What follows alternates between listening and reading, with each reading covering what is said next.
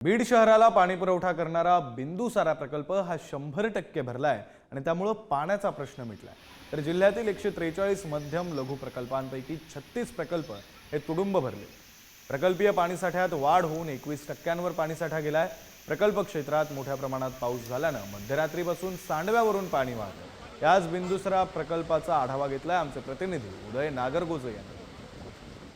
बीड जिल्ह्यात गेल्या काही दिवसात झालेल्या दमदार पावसामुळे आता प्रकल्पातील पाणीसाठा वाढत आहे। आपण सध्या बीड जवळच्या बिंदुसारा धरण परिसरात आहोत। आपण पाहू शकतो हे जे धरण आहे ते पूर्ण क्षमतेने भरले आहे। यामुळे आता याच्या सांडव्यावरून पाणी वाहत आहे। या प्रकल्पाच्या वरच्या भागात जे दोन प्रकल्प आहेत डोकेवाडा आणि बांगरवाडा ते देखील पूर्ण क्षमतेने भरल्यामुळे या प्रकल्पातील पाणीसाठा वाढला आहे। एकंदरीतच बीड जिल्ह्यात जे 143 लघु आणि मध्यम प्रकल्प आहेत यापैकी 36 प्रकल्प हे पूर्ण क्षमतेने भरले आहेत। प्रकल्पीय पाणीसाठा आता बीड जिल्ह्यातील 21% पोहोचला असून आगामी काळात परतीच्या पावसावर उर्वरित प्रकल्प भरू शकतील अशी चिन्ह आहेत।